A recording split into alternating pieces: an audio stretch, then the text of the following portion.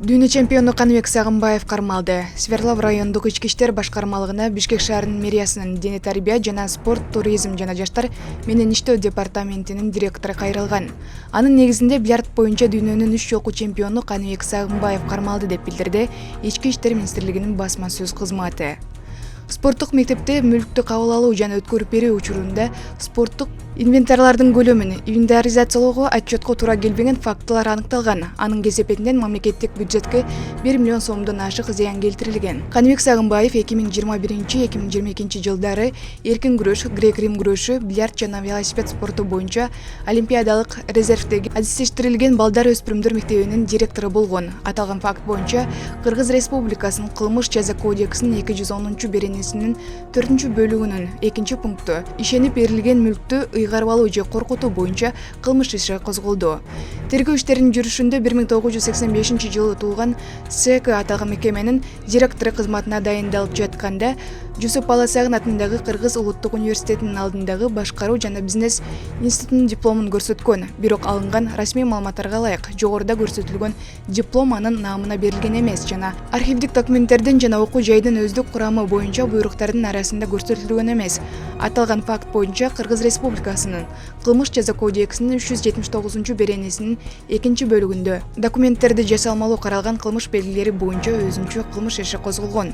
Тергөө жана ыкчам-издөө иш-чараларынын жүрүшүндө Ички иштер министрлигинин ыкчам кызматкерлери тарабынан 1985 жылы туулган жаран шектелип кармалды деп айтылат Ички иштер министрлигинин басма сөз маалымат каражатында.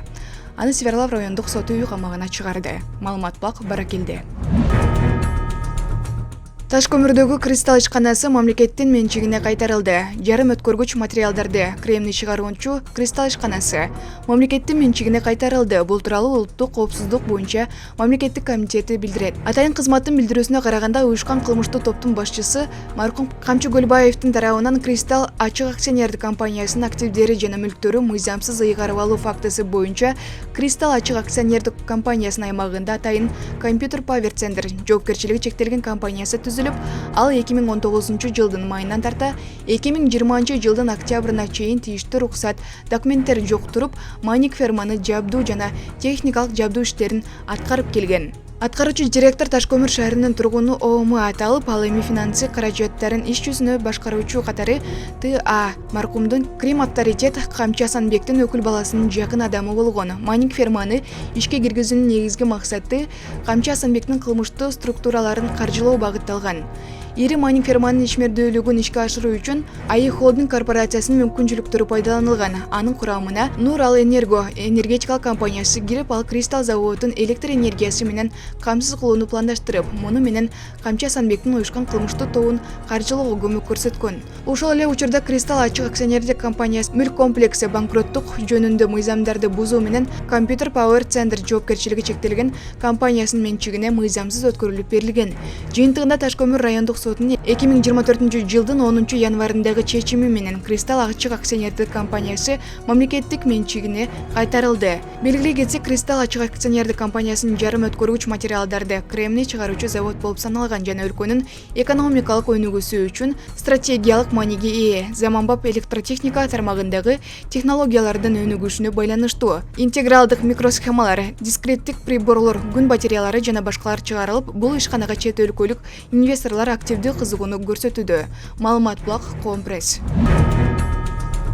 Матрешка гейт эсиңиздердеби? Текебаев Варшавага кайра матрешка алып барды. Кыргызстандын Германиядагы элчиси Өмүрбек Текебаев 2006 жылы Варшавада анын ишин караган судья Малгожата Шамборска менен жолугушту. Бул тууралуу ал өзүнүн социалдык тармактагы баракчасына билдирди. Дипломат судьяга матрешка тартуулаганын белгилейт. 18 жыл мурун Варшавада кармалып түрмөгө отургузулганмын. Ошол ишти жаш судья кыскарап, фактыларды, жагдайларды, биографиямды эске алып, мени актап түрмөдөн бошоткон. Ошол судья пани Малгожата Шамборски менен жолуктум. Ага ыраазычылык билдирип, матрешканы белекке бердим. Анын ичинде бул жолу да ак зат бар эле деп жазды элчи. Эскерте кетсек, 2006 жылы Жогорку кеңештин ал кездеги депутаты Өмүрбек Текебаев Варшаванын аэропортунда героин менен кармалган. Манас эл аралык аэропортунун коопсуздук кызматынын башчысы Надырбек Мамыров саясатчынын жүгүнө баңгизат салганын моюнуна алып, аны ошол учурдагы президент Курманбек Бакиевдин бир тууганы Жаныбек Бакиевдин көрсөтмөсү менен ишке ашырганын айткан. Маалымат булак Репортер KG. Камчы Көлбаевдин энеси дзюдо федерациясынан кетип, ордуна Кангандиев келди. Жолдошбек Көлбаев дзюдо боюнча улуттук федерациясынын жетекчилиги кызматынан өз каалоосу менен кетип, анын мындай чечимин башкаруу комитети канааттандырды. Бул тууралуу федерациянын маалымат кызматы кабарлады. Белгилүү болгондой, Көлбаевдин арызы 6 мартта каралган. Эске салсак, Жолдошбек Көлбаев дзюдо федерациясына 2016-жылы президент болуп дайындалып, ага чейин вице-президент болчу. 2020-жылдын декабрь айында 4 жылга кайра шайланган. Мындан тышкары ал 2019-жылы Азия боюнча дзюдо биримдигинин вице-президенти болуп, 2023-жылы кайра шайланган. Белгилей кетсек, ал жок кылынган Кримтөбөл Камчы Көлбаевдин бир тууган энеси. Жолдошбек Көлбаевдин ордуна дзюдо федерациясына Бишкек шаардык кеңештин төрагасы Кубанычбек Кангандиев келди. Ал олимпиадалык цикл аяктанганга чейин дзюдо боюнча улуттук федерациянын президентинин милдетин аткарып турмакчы. Кубанычбек Кангандиев дзюдо жана самбо боюнча спорт чебери. Маалымат Блак, Спутник, Кыргызстан. Башкы прокуратура жол тескөөчүлөр мас абалында унаа башкарган адамды айдоо укугунан ажыраткан эмес. Октябрь райондук прокуратурасы тарабынан милициянын кайгылуу кызмат башкармалыгына текшерүү жүргүзүлдү. Бул тууралуу башкы прокуратурадан билдиришти.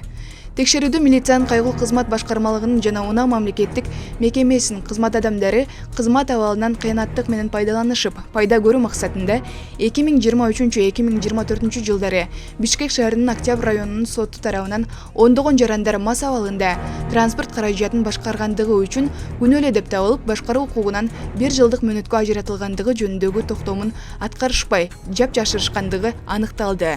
Тактап айтканда, жогоруда аталган кызмат адамдары унаа мамлекеттик мекемесинин электрондук сактоо системасында айдоочулук күбөлүктөрүнүн жаракталуулугун статусуна өзгөртүү киргизбей жана транспорт каражаттарын башкаруу укугуна күбөлүктөрүн алып коюу жүргүзүлбөгөндүгүн кесепетинен бүгүнкү күндө айдоочулук күбөлүктөр укук бузган жарандардын колунда пайдаланылып, алар тарабынан кайрадан ушундай эле жана башка укук бузуулар жасалган.